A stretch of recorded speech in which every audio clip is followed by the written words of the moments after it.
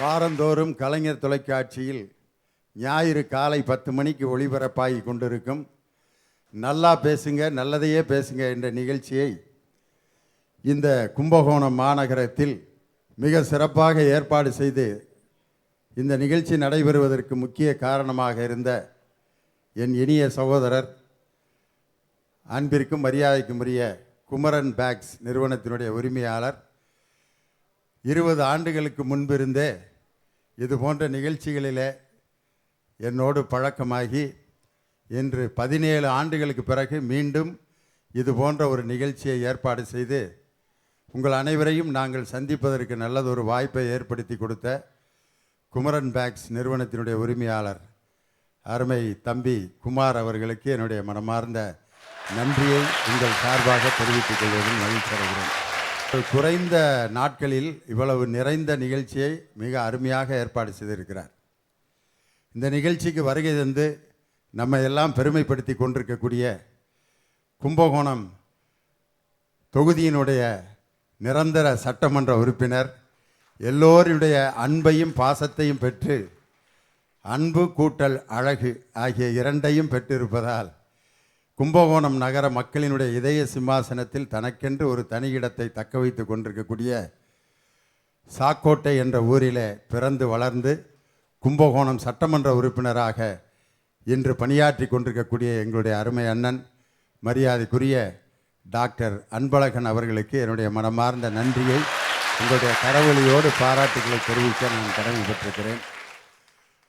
எங்களை போன்ற அரசியல் பேச்சாளர்கள் அரசியல் களத்திலே இருப்பவர்களை எல்லாம் வளர்த்து ஆளாக்கி மிகப்பெரிய இந்த திராவிட முன்னேற்ற கழகத்தை இந்த தஞ்சை மாவட்டத்திலே வளர்த்தெடுத்த ஒரு முக்கிய தலைவர்களில் ஒருவர் தான் இந்த தஞ்சை கிழக்கு மாவட்டத்தினுடைய செயலாளர் எங்கள் அருமை ஐயா மரியாதைக்குரிய கல்யாண சுந்தரம் அவர்கள். பேரறிஞர் அண்ணாவை போல வாயில் வெத்தலைவாக்கு போட்டு அந்த கருக்கா பல்லோடு இருப்பார். அவரை பார்த்தா நானும் வெத்தலை போட்டு பழகிட்டேன். அவர் போட்டு அந்த வாய் அப்படி சிவப்பாக கம்முன்னு இருக்கான். அந்த மாதிரி இந்த கும்பகோணத்தில் இருக்கவங்க எல்லாருமே அந்த வெத்தலை போட்டிருக்கிறத பார்க்கும்போதே ஆசையாக இருக்கும். அன்னைக்கு ஒருத்தட்ட நான் வழி கேட்டேன். வழி சொல்கிறதுக்கு அவர் பட்ட பாடு, ஐயா இந்த ராயா மகாலுக்கு எங்கேயா போகணும் அப்படின்னா வாய் நிறையா இருக்குது வெத்தலை அப்படின்னாரு. சரி துப்பிட்டுதாவது சொல்லுங்க அப்படின்னா பொழுக சொல்லுவா அப்படின்னாரு. அப்படியே நேராக முகம் அப்படின்னாரு. அவர் என்ன சொன்னார்னே தெரில. மகாமகம் குளத்து பக்கம் தாண்டி போனீங்கன்னா ராயா மகள் இருக்குன்ட்டு வாய் நிறைய அந்த வெத்தலை இருந்ததுனால மகாமகம் குளங்கிறது எனக்கு பகா குளம்ங்கிற மாதிரி கேட்டுச்சு. அது மாதிரி அந்த வாய் நிறைய பேரறிஞர் அண்ணாவை போல வெற்றிலை பாக்கோடு நம் முன்னால் காட்சியளித்து கொண்டிருக்கக்கூடிய மாவட்ட கழகத்தினுடைய செயலாளர் அருமை அண்ணன் கல்யாண சுந்தரம் அவர்கள். கும்பகோணம் அந்த ஊர் பேரே ரொம்ப அழகான பேர். வாழ்க்கையில் யாராருக்கெல்லாம் வாழ்க்கை கோணலாக போய் கொண்டிருக்கிறதோ அவர்களுடைய கோணலான வாழ்க்கையெல்லாம் கும்பம் போல் நிறைய செய்து அந்த கோணலை முறித்தெடுக்கக்கூடிய ஆற்றல் மிக்க ஒரு ஊர் என்பதால் தான் இந்த ஊருக்கு கும்பகோணம் என்ற பெயர் பெற்றிருக்கிறது என்று நான் ஒரு பேர் காரணம் சொல்கிறேன். ஆனால் வெவ்வேறு காரணம் இருக்குது. இந்த ஊருக்கு வந்துட்டாலே இங்கே இருக்கக்கூடிய அந்த கோயில்களை எல்லாம் பார்த்துட்டு அதை போனாலே மனதுக்கு ஒரு ஆறுதலாக இருக்குன்ட்டு எல்லாரும் சொல்லுவாங்க. அப்படிப்பட்ட ஒரு வரலாற்று சிறப்புமிக்க ஒரு ஊர் இந்த கும்பகோணம். அதனால் இந்த கும்பகோணத்தில் இந்த நிகழ்ச்சி இப்பொழுது நடைபெற்று கொண்டிருக்கிறது. அருமையான தலைப்பு. நாட்டின் வளர்ச்சியை பெரிதும் நிர்வகிப்பவர்கள் பத்திரிகை ஊடகங்களா, திரைப்பட நட்சத்திரங்களா, சமூக ஆர்வலர்களா? இதுதான் தலைப்பு இன்னைக்கு. எப்படிப்பட்ட தலைப்பு பாருங்கள். பத்திரிகை ஊடகங்கள் ஒரு குரூப்பு பேசுகிறாங்க, இல்லை திரைப்பட நட்சத்திரங்கள் தான் சமுதாயத்தினுடைய வளர்ச்சியை நிர்வகிக்கிறாங்க. ஏன்னா இன்றைக்கி அவங்களால தான் இன்றைக்கி நிறைய விவாதங்கள் வந்துக்கிட்டு இருக்கு. யார் அரசியலுக்கு வருவாரா வரமாட்டாரா, வந்தால் என்ன செய்வார், வராமல் இருந்தால் என்ன செய்வார் அப்படின்னு பூரா விவாதம் நடந்துக்கிட்டு இருக்கு. அதனால தான் இன்றைக்கி திரை நட்சத்திரங்களை ஒரு தலைப்பாக கொண்டு வந்திருக்கான். மூன்றாவதாக சமூக ஆர்வலர்கள். இந்த 3 பேர்த்தில் யார் இன்னைக்கு சமுதாயத்தினுடைய வளர்ச்சியை பெரிதும் நிர்வகிக்கிறார்கள் அப்படின்னு பேசுவதற்காக 16 பேச்சாளர். நாட்டின் வளர்ச்சியை பெரிதும் நிர்வகிப்பவர்கள் பத்திரிகை ஊடகங்களா, திரைப்பட நட்சத்திரங்களா, சமூக ஆர்வலர்களா? வீதிகளில் திரியும் மறைகுறை ஆடைகள், நாகரீகத்தை நரகமாக்கும் கலாச்சார சீரழிவுகள், வீடு தாண்டாத கால்கள் இன்று வானம் தொட, வெறும் விளக்குகளை மட்டுமே ஏந்திய கைகள் இன்று மது கோப்பைகளின் மயக்கத்தில். சமூக சீர்கேடுகளை இப்படி உறக்கச் சொல்லும் எங்களது பத்திரிகை ஊடகங்கள் தான் நாட்டை நிர்வகிப்பதில் அதிக அக்கறை எடுத்திருக்குன்னு பேச வந்திருக்கேங்க ஐயா. ஐயா, அந்த காலத்துல எல்லாம் பாத்தீங்கன்னா ஒரு ஊர்ல நல்லது எது கெட்டது எதுன்னு சொல்றதுக்கு முரசு ஒலித்தல்னு ஒரு பழக்கம் இருக்கும். இன்னைக்கும் ஒவ்வொரு ஊரிலும் இந்த நாட்டில் நடக்கிற அவலங்களை, மக்களுக்கு எதிராக நடக்கிற அநீதிகளை எடுத்து சொல்ற விதமா முத்தமிழ் அறிஞர் டாக்டர் கலைஞர் அவர்களின் கைவண்ணத்தில் முரசொலி என்கிற ஒரு முரசு இன்னைக்கும் ஒவ்வொரு ஊரிலும் ஒலித்துக் கொண்டுதான் இருக்குங்க ஐயா. அதனாலதான் சொல்றேன், இந்த நாட்டை நிர்வகிப்பதில் அதிக அக்கறை எங்கள் பத்திரிகை ஊடகங்களுக்கு தான். ஐயா, கியூபான்னு ஒரு நாடு உலக நாடுகளை ஒப்பிடுகையில மிகவும் சிறிய நாடு கியூபா. ஆனால் இன்றளவும் இலவச கல்வி, இலவச மருத்துவம் என்று உலக நாடுகளையே தன் வய திரும்பி பார்க்க வைக்கும் அந்த கியூபா அமெரிக்கா நினைச்சிருந்தா என்னைக்கோ இல்லாம போயிருக்குங்க ஐயா. ஃபிடல் காஸ்ட்ரோ கியூபாவை ஆட்சி செய்த காலம் அமெரிக்கா போர் தொடுக்க முயற்சிக்குது. அப்போ ஃபிடல் காஸ்ட்ரோ என்ன தெரியுங்களா செஞ்சாரு? தன்னுகிட்ட இருக்கிற ராணுவ படை மிக மிக மிக குறைவு இருந்தாலும் பத்திரிகை ஊடகங்களை அடைத்து தன் ராணுவ படை அதிகமாக இருப்பது போல் பிரகடனப்படுத்தினாரு. அதை பார்த்த அமெரிக்கா அன்னைக்கு கியூபாவின் மீது போர் தொடுக்கும் முயற்சியை கைவிட்டது. அன்னைக்கு பத்திரிகை ஊடகம் செய்த புரட்சி கியூபான்ற ஒரு தலை சிறந்த நாட்டை உருவாக்கி இருக்கிறது என்றால் இந்த நாட்டை நிர்வகிப்பதில் அதிக அக்கறை எங்களுக்கு தான் சொல்ல வந்திருக்கேன். இப்ப மேகம் களையும், சூரியன் உதிக்கும் தெரியும்ன்ற நிலைமையில இன்னைக்கும் ஒரு பத்திரிகை புரட்சி இங்க நடந்துகிட்டு இருக்குன்னா இந்த நாட்டை நிர்வகிப்பதில் அதிக அக்கறை எங்கள் பத்திரிகை ஊடகங்களுக்கு தான் சொல்றேன். ஒரு கவிஞன் அழகா சொல்றான் பாருங்க, சில ஆண்களின் ஆரோக்கியம் இல்லாத பார்வைகள் பெண்களின் முதுகில் கம்பளி பூச்சியாய் ஊறும். சிலர் கோப்புகளை வாங்கும் பொழுது கை விரல்களையும் விசாரிப்பார்கள்.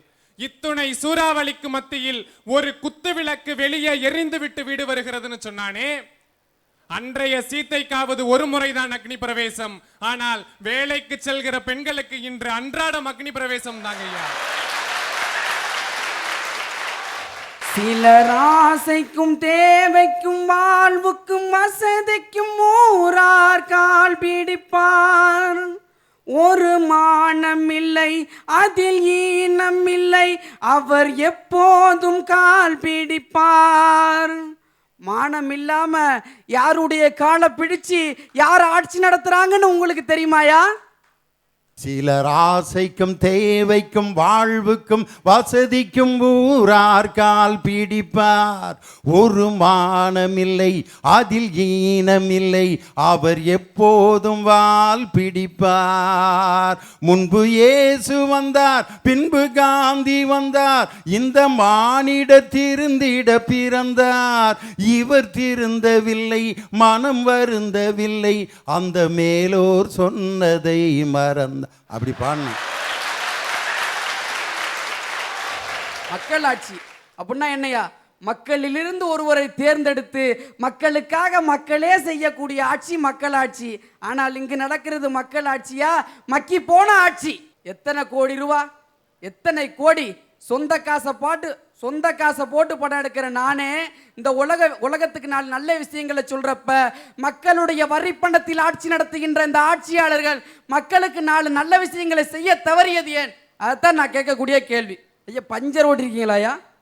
பஞ்சர் ஓட்டிருக்கீங்களா? திடீர்னு இப்படி ஒரு கேள்வி கேட்குற. நான் சின்ன பிள்ளையில வச்சிருந்த சைக்கிளுக்கு பஞ்சர் ஒட்டியிருக்கேன். சைக்கிளுக்கு பஞ்சர் ஓட்டியிருப்பீங்க, பைக்குக்கு பஞ்சர் ஓட்டியிருப்பீங்க, ஏன் நீங்க வச்சிருக்க காரு கூட பஞ்சர் ஓட்டியிருப்பீங்க, அட கூட சக்க லாரி கூட பஞ்சர் ஓட்டியிருப்பீங்க. ஆனா கட்டி துறக்க கூட இல்லாத பாலத்துக்கு பஞ்சர் ஓட்டினது நம்ம நாட்டில் மட்டும்தான் நடக்கும். தெய்வங்கள் எல்லாம் தோற்றே போகும் தந்தை அன்பின் முன்னே, தாலாட்டு பாடும் தாயின் அன்பும் தந்தை அன்பின் பின்னே, தகப்பனின் கண்ணீரை கண்டோர் இல்லை, தந்தை சொல்மிக்க மந்திரமில்லை. தந்தை சொல்மிக்க மந்திரம் இல்லையா? ஒரு தந்தை, ஒரு மகன் தன் தந்தை மீது கொண்டிருக்கும் அன்பை இந்த உலகத்திற்கு உணர்த்தியது யாரியா? எங்களுடைய திரைப்படங்கள் தானே. ஒரு மகனை அவனுடைய தந்தை அடிச்சிடறாரு, அடிச்சதுக்கு அப்புறம் நைட்டு போய் தூங்கிடுறான், அந்த அழுகையிலே படுத்துக்கிட்டு தூங்கிடுறான். தூங்கினதுக்கு அப்புறம் அந்த தந்தை வர்றாரு. தந்தை வந்து தன்னுடைய மனைவி கிட்ட கேட்கிறாரு, ஐயா சாப்பிட்டானா, தூங்கிட்டானா, அவன் நல்லா இருக்கணும்னு சொல்லி தானே நான் அடிச்சேன் அப்படின்னு சொல்லிட்டு ஒரு அழுகையோட கேட்கிறாரு. அந்த அழுகையில தன் தந்தை மகன் மீது கொண்டிருக்கும் அன்பை இந்த உலகத்திற்கு உணர்த்தியது யாருங்க? எங்களுடைய திரைப்படங்கள் தானே. மகள்களை பெற்ற அப்பாக்களுக்கு மட்டும்தான் தெரியும் முத்தம் காமத்தில் சேராது என்று சொல்லி ஒரு தந்தை மகளினுடைய அழகான உறவை இந்த உலகத்திற்கு உணர்த்தியதும் எங்கள் திரைப்படங்கள் தானே. ஒரு திரைப்பட நடிகனுடைய அசைவுகளுக்காக மக்கள் மிகப்பெரிய ரசிகர் மன்றமே வச்சுருந்துருக்காங்க. அன்னைக்கு பார்த்தீங்கன்னா எம்ஜிஆர் சிவாஜிலாம் சினிமாவில் வந்த சமயத்தில் எப்படி இருந்த அவங்க ஆளுங்க. எம்ஜிஆரை பற்றி நினைக்கும் போது கும்பகோணத்தை யாரும் மறக்கவே முடியாது. எம்ஜிஆருடைய தந்தையார் இறந்த பிறகு அவருடைய தாய் சத்யபாமா, எம்ஜி சக்கரபாணி, எம்ஜி ராமச்சந்திரன் என்ற 2 குழந்தைகளை அனாதையாக வந்து இங்கே எம்ஜிஆரை கூட 3ஆம் வகுப்பு வரை படிக்க வைத்த நகரம் இந்த கும்பகோணம் என்ற நகரம் தான். அதனால் அந்த நேரத்தில் அந்த தாய் அந்த 2 குழந்தைகளை வச்சுக்கிட்டு நாடக கம்பெனியில் எம்ஜி சக்கரபாணி ஒரு நடிகர், எம்ஜிஆர் அப்போ ஆள் செக்கச்சவேன்னு இருக்கிறதுனால பொம்பளை வேஷம் தான் போட்டிருக்கார். பியு சின்னப்பா ராஜ பாட்டு, இவர் ஸ்திரீ பார்ட். எம்ஜிஆருடைய கலருக்கு பொம்பளை வேஷம் போட்டால் எப்படி இருந்திருக்கும் யோசனை பண்ணி பாருங்கள். ஒரு நாளைக்கு 10 ரூபா 5 ரூபாய்க்காக பெண் வேடமிட்டு நடித்து தன்னுடைய வாழ்க்கையினுடைய தேவைகளை பூர்த்தி செய்த ஒரு மனிதன் தான் எம்ஜிஆர் என்ற மனிதன். அப்படி ஒரு நாடகத்தில் நடித்து சதிலீலாவதிங்கிற ஒரு படத்தில் நடித்ததுக்கு 100 ரூபா சம்பளம் வாங்கியிருக்கார். 100 ரூபா. அப்போ பத்திரிக்கையில் பேட்டி கொடுத்தாராம், என் வாழ்க்கையில் முழு 100 ரூபா நோட்டை இன்றைக்கி தான் பார்த்துருக்கேன்ட்டு. சதி லீலாவதியில் ஒரு சின்ன கேரக்டர். அதுக்கப்புறம் ஒரு 16 வருஷம் கழித்து தான் அவருக்கு அடுத்த படத்தில் நடிக்கிறதுக்கு வாய்ப்பு கிடச்சி. ராஜகுமாரிங்கிற படம். அந்த படத்தில் டைரக்டர் ஏஎஸ்ஏ சாமி.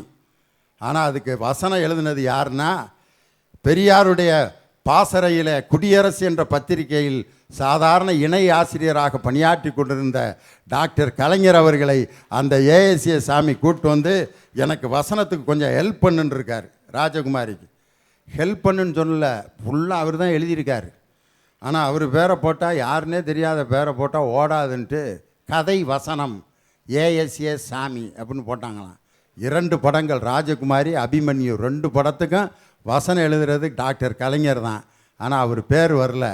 அதுக்கப்புறம் முழு படத்துக்கு நான் எழுதுவேன் அப்படின்னு சொல்லி மாடர்ன் தியேட்டர் சுந்தரம் அவர்கள் மந்திரி குமாரிங்கிற படத்தில் என் தானை தலைவன் டாக்டர் கலைஞருடைய வசனத்தில் அந்த படம் வந்துச்சு. சார், இன்னைக்கு நாட்டுல பல வகையான மனிதர்கள் இருக்கிறாங்க. பாடுபட்ட பணத்தை கூடி கூடி தளித்து தன் மனைவி மக்கள் படும் பாட்டை மறந்த மடையர் ஒரு வகை. ஆதவனின் தீவிரம் பாமரனை தாக்கினும் அந்த பாமரர்கள் பாடுபட்டு உழைத்து இந்த பாருயிருக்கு உதவி தம் பேருழைப்பில் என்று நுழைவற்று வாழ்வோர் ஒரு வகை. சிந்தனை செய்யும் திறன் குன்றி வஞ்சனைகள் செய்வதும் வம்பு பேசி திரிவதுமே உயரியதனை எண்ணி பயனற்ற பதராய் வாழ்வோர் ஒரு வகை. ஊடகங்கள் என்றாலும் பிற பாடங்களை கற்றாலும் நல்லவற்றை தள்ளிவிட்டு அல்லவற்றை மட்டும் அள்ளிக்கொள்வோர் ஒரு வகை. ஆனா உழைக்க வலுவின்றி பிழைக்க வழி இல்லாதோர்க்கும் அடுத்த வேளை உணவிற்கு கொடுத்துதவி விலைவாசி உயர்வுக்கும் குழந்தைகளை கரை சேர்க்கும் உணர்வுக்கும் இடையே நடுத்தர வர்க்கம் படும் பாடு விடிவுக்கான ஏழ்மையிலும் நேர்மையோடு கோபத்திலும் பொறுமையோடு தோல்வியிலும் விடாமுயற்சியோடு துன்பத்திலும் துணிவோடு செல்வத்திலும் எளிமையோடு பதவியிலும் பணிவோடு வறுமையிலும் பிறருக்கு உதவும் மனப்பான்மையோடு பெரும் பாடுபடுகிற சமூக ஆர்வலர்கள் தான் நம் நாட்டை நிர்வகிப்பதில் அதிக அக்கறை செலுத்துறாங்க. சார், எல்லோருடைய வாழ்க்கையும் வரலாறாவதில்லை. வரலாறானவர்கள் யாரும் தனக்காக வாழ்ந்ததில்லை. இப்படி வரலாறாகவே வாழ்ந்து தன் பிறையில்லாத கல்வியை தமிழர் அனைவருக்கும் தந்த தலைவர் தான் கல்வி கண் திறந்த காமராசர் அவர்கள். இன்னைக்கு வறுமையின் காரணமாக எத்தனையோ ஏழை மாணவர்களுடைய மருத்துவராக வேண்டும் என்ற கனவு வெறும் கனவாகவே போகிறது. மணித்தா மணித்தா என்று பல அனிதாக்களை இழந்து கொண்டு வருகிறோம். ஆனா காமராசருடைய ஆட்சி காலத்துல பல ஏழை மாணவர்களுக்கு இலவச மருத்துவ சீட்டு வழங்கினாரு. பெற்றோர்களின் கையெழுத்து கைநாட்டாக இருக்கின்ற காரணத்தால் பிள்ளைகளின் தலையெழுத்து மாறிவிடக் கூடாது என்பதற்காக பல மாணவர்களின் தலையெழுத்தையே மாற்றியமைத்தவர் காமராசர் அவர்கள். ஒரு முறை காமராசர் அவர்கள் தேர்தலில் நிற்கும் போது எதிர்கட்சிக்காரங்க ஒரு போஸ்டர் விட்டுறாங்க. படிக்காத காமராசரை பற்றி பேச படித்த காமராசர் வருகிறார் என்று. அதை பார்த்த தந்தை பெரியார் அவர்கள் மிகவும் மனம் வருந்தி, படிக்காத காமராசர் கட்டிய பள்ளிக்கூடத்தில் படித்த காமராசர் வருகிறார் என்று. ஒரு கோவிலை திறந்தால் இந்துக்களுக்கு மகிழ்ச்சி, ஒரு சர்ச்சை திறந்தால் கிறிஸ்தவர்களுக்கு மகிழ்ச்சி, ஒரு மசூதியை திறந்தால் இஸ்லாமியர்களுக்கு மகிழ்ச்சி, ஒரு நூலகத்தை திறந்தால் புத்திசாலிகள் அனைவருக்கும் மகிழ்ச்சி. ஆனா ஒரு பள்ளிக்கூடத்தை திறந்தால் மட்டும் நம்மை படைத்த கடவுளுக்கே மகிழ்ச்சி என்று சொன்னவர் தான் காமராசர் அவர்கள். பள்ளிக்கு செல்கிற பிள்ளைகளின் புத்தக பையை மட்டும் பார்க்காமல் இறைப்பையையும் பார்த்து அவர்களுக்கு மதிய உணவு திட்டத்தை அறிமுகப்படுத்திய காமராசர் போன்ற சமூக ஆர்வலர்கள் தான் முழுக்க முழுக்க நம் நாட்டை நிர்வகிப்பதில் அதிக அக்கறை செலுத்துறாங்க. நான் மனித சமுதாய தொண்டு செய்கிறவன். சமுதாய தொண்டு செய்கிறவனுக்கோ நாட்டுப்பற்றோ ஜாதி பற்றோ என்பது இருக்கக்கூடாது என்று சொல்லி, உனக்கு பெருமை வேண்டுமானாலும் உற்சாக வேண்டுமானாலும் பிற மனிதனுக்கு தொண்டு செய்வதில் போட்டி போடுவதன் மூலம் தேடிக்கொள் என்று சொன்னவர் தந்தை பெரியார் அவர்கள். ஒரு முறை தந்தை பெரியார் அவர்கள் ராமாயண கதையை உட்கார்ந்து படிச்சுக்கிட்டு இருக்கும் போது ஒரு அழகான ஒரு வாசகம் ஒன்று வாசிக்கிறார். ராமன் காட்டையாள சென்ற பொழுது அவர் கலட்டி போட்ட செருப்பை வைத்து பரதன் இந்த நாட்டை ஆண்டான் என்று. அதை பார்த்த தந்தை பெரியார் அவர்கள் சொன்னாரா, ராமன் போட்ட செருப்பு இந்த நாட்டை ஆண்ட பொழுது அந்த செருப்பை தைத்தவன் ஏன் ஆளக்கூடாது என்று. இப்படி சாதி வேறுபாடுகளை அகற்றுவதற்காகவும் சமுதாய சீர்திருத்தத்திற்காகவும் பெண் விடுதலைக்காகவும் பெரும்பாடுபட்ட தந்தை பெரியார் போன்ற சமூக ஆர்வலர்கள் தான் முழுக்க முழுக்க நம் நாட்டை நிர்வகிப்பதில் அதிக அக்கறை செலுத்துறாங்க.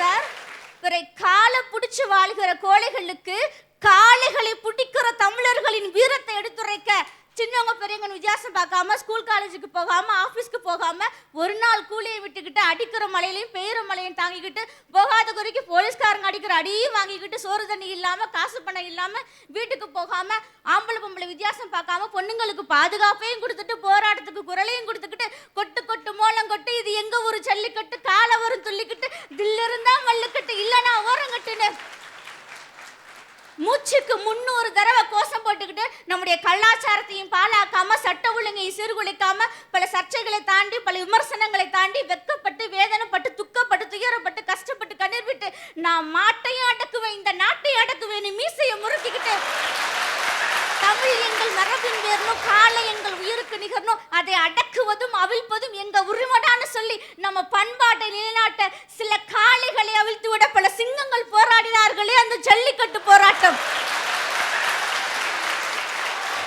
சார், மெரினால மட்டும் இல்ல சார், ஒவ்வொரு மாவட்டத்திலையும் ஒவ்வொரு ஊர்லயும் மூல முடுக்கலையும் நம்ம உரிமையை மீட்டெடுக்க போராடினார்களே சமூக ஆர்வலர்கள். அவங்க தான் சார் நம்ம நாட்டை நிர்வகிப்பதில் அதிக அக்கறை செலுத்துறாங்க.